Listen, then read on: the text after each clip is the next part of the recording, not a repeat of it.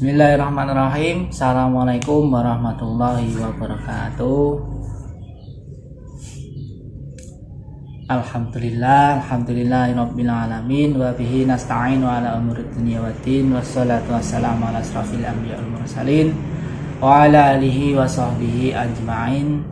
Wallahu ta'ala fil kitabihil karim. A'udzubillahi minasyaitonir rajim. Bismillahirrahmanirrahim. La in sakartum la azidannakum wa la in kafartum inna adzabi lasadid. Al-ayah. Amma ba'du.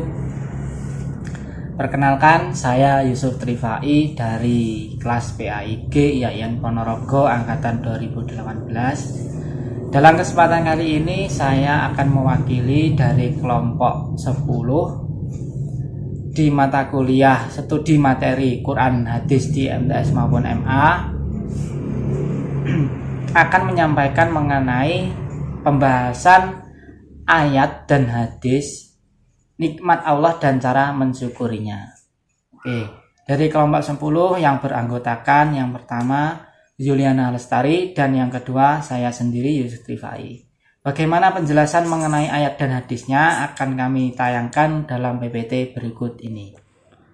Oke, saya akan menjelaskan apa yang ada di PowerPoint dari kelompok 10 PAIG 2018. Ayat dan hadis nikmat Allah dan cara mensyukurinya.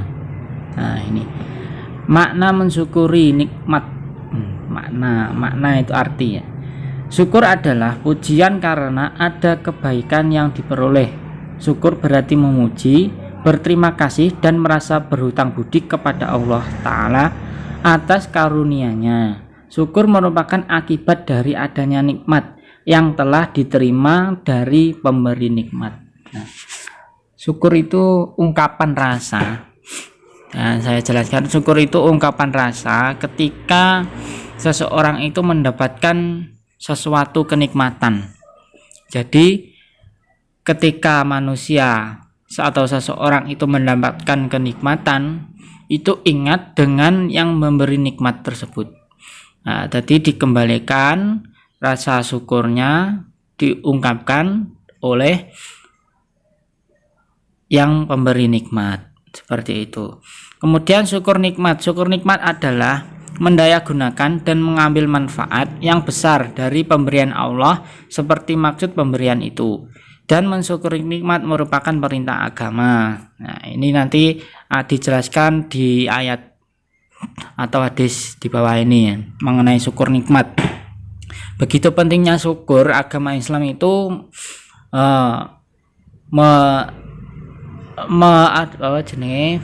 mendahulukan syukur atau mengutamakan syukur. Begitu pentingnya nikmat dan mensyukuri nikmat.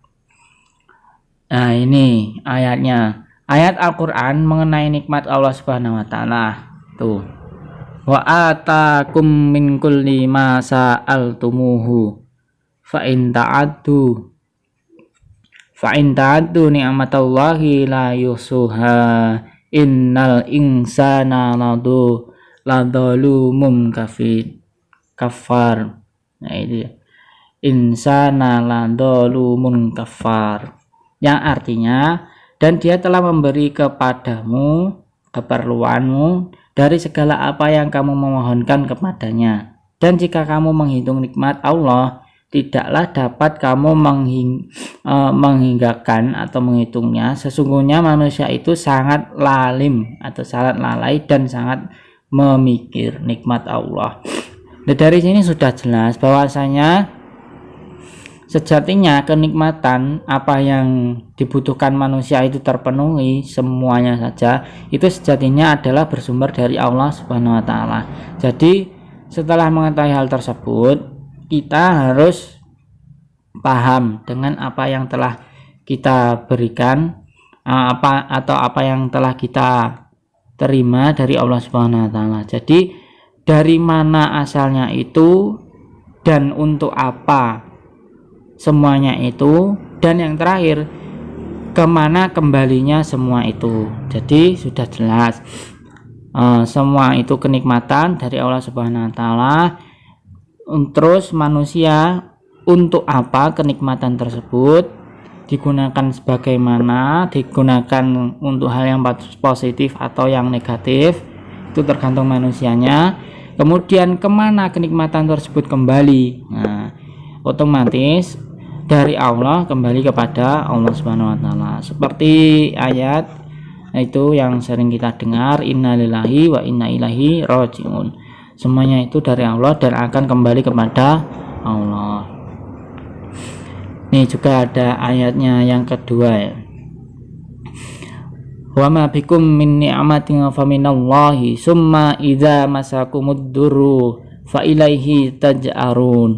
Nah, dan artinya ini, dan apa saja nikmat yang ada pada kamu maka dari Allah lah datangnya. Nah, ini sesuai apa yang saya jelaskan tadi. Dan bila kamu ditimpa oleh kemudaratan maka hanya kepadanya lah kamu meminta pertolongan. Selama ini yang kita ketahui adalah kenikmatan-kenikmatan. Nah, dari hal ini jika kamu menimpa kemudaratan, nah sesungguhnya dan sejatinya itu siapa yang bisa menolong kamu? Nah, itu hanyalah Allah Subhanahu wa taala. Maksud dari ayat tersebut gitu. Nah, ini penjelasan dari kedua ayat.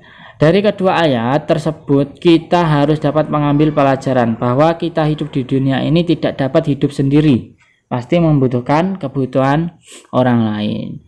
Dan sejatinya kebutuhan apa yang ada di dunia ini adalah bersumber dari Allah Subhanahu wa taala. Ya, sumber utama pasti Allah Subhanahu wa taala. Maka sudah sepantasnya kita harus selalu bersyukur dengan apa yang telah diberikan Allah. Jadi kita harus mensyukurinya. Nanti di selanjutnya akan dijelaskan mengenai bagaimana cara bersyukur ya. Ini kemudian mengenai hadisnya ya. Hadis adalah segala perkataan atau sabda, perbuatan dan ketetapan dan persetujuan dari Nabi Muhammad SAW yang dijadikan ketetapan ataupun hukum dalam agama Islam. Hadis juga dijadikan sumber hukum dalam agama Islam setelah Al-Quran. Jadi kedudukan hadis itu setelah Al-Quran sebagai sumber hukum agama Islam. Nah, jadi hadis itu segala perkataan, perbuatan, sabda, persetujuan, ketetapan dari Nabi Muhammad SAW. Ini mengenai hadis tentang syukur ya. Nah, ini Bismillahirrahmanirrahim. An Abi Hurairah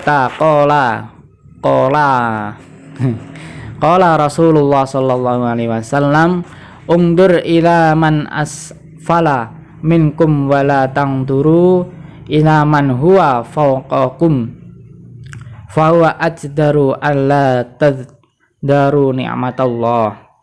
Nah, dalam sabda Rasulullah sallallahu alaihi wasallam tersebut mempunyai makna sebagai berikut. Dari Abu Hurairah radhiyallahu an berkata bahwa Rasulullah sallallahu alaihi wasallam bersabda, "Lihatlah orang yang mendapat nikmat lebih sedikit daripada kamu sekalian, dan janganlah kamu sekalian memandang kepada orang yang mendapat nikmat lebih banyak daripada kamu sekalian. Maka itu lebih baik untuk memudahkan dalam mensyukuri nikmat Allah." Jadi sudah jelas ini artinya ya. Sudah jelas. Jadi kita itu kalau dalam menerima kenyataan dalam hidup itu jangan memandang orang yang di atas kita, karena hal tersebut menjadikan kita iri dan kita kebingungan akan hal itu untuk menyamainya. Jadi kita melihat orang yang di bawah kita, masih banyak orang yang di bawah kita. Nah, jadi kita harus bersyukur. Kemudian ya, ini cara mensyukuri nikmat Allah dan contoh dalam kehidupan sehari-hari. Cara mensyukuri nikmat ya. Bersyukur dengan hati ya. Syukur ada 3 cara. Yang pertama bersyukur dengan hati, bersyukur dengan lisan, dan yang ketiga bersyukur dengan perbuatan. Yang pertama bersyukur dengan hati, yaitu dengan meyakini dan mengakui bahwa segala nikmat yang dia dapatkan pada hakikatnya adalah berasal dari Allah Subhanahu wa taala. Ini sudah jelas. Jadi hati kita yakin, keyakinan yang sejati ada di dalam diri manusia, ada di dalam hati. Jadi dalam hati kita harus selalu yakin bahwasanya segala sesuatu itu bersumber dari Allah Subhanahu wa taala.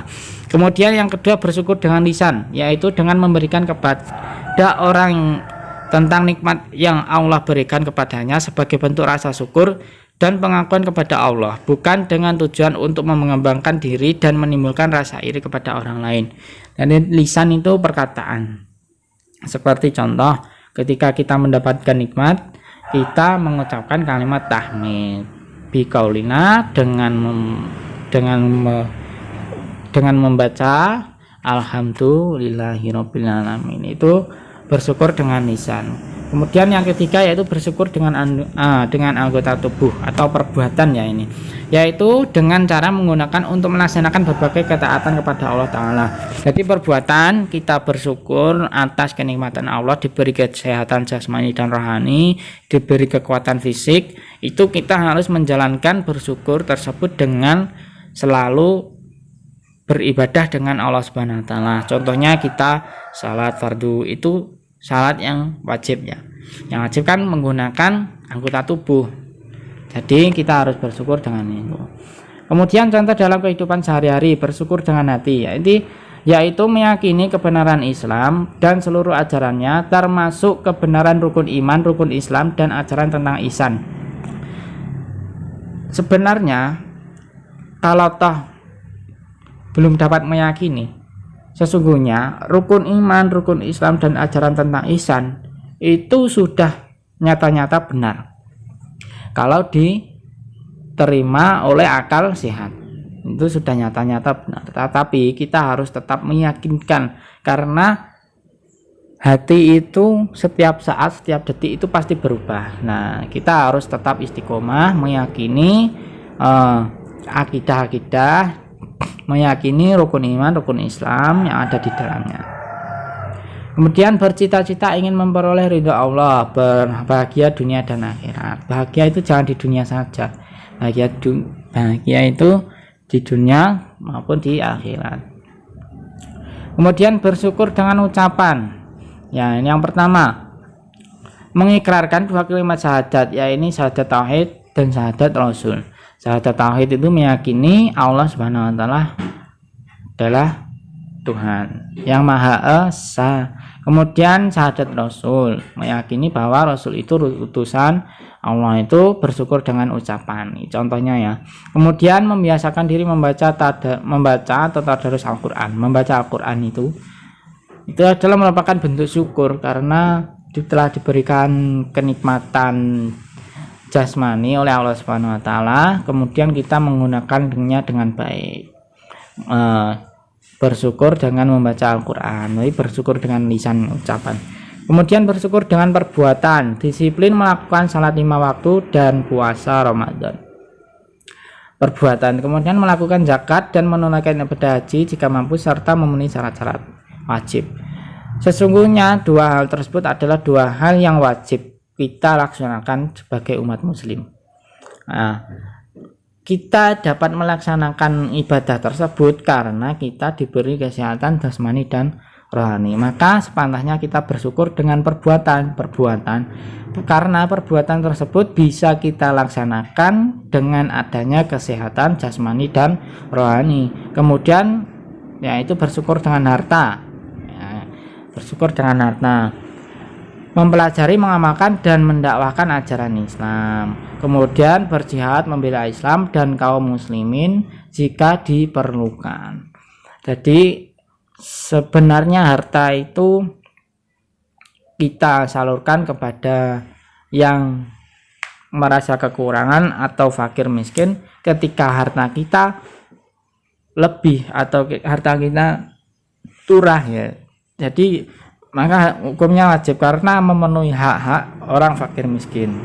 Jika harta kita lebih, harta kita banyak, tetapi kita tidak memandang orang yang fakir miskin dan membantunya, maka tersebut harta kita sebagian tidak bermanfaat. Ya, tersebut penjelasan dari kelompok 10 mengenai nikmat Allah dan cara mensyukurinya, mengenai ayat dan hadisnya.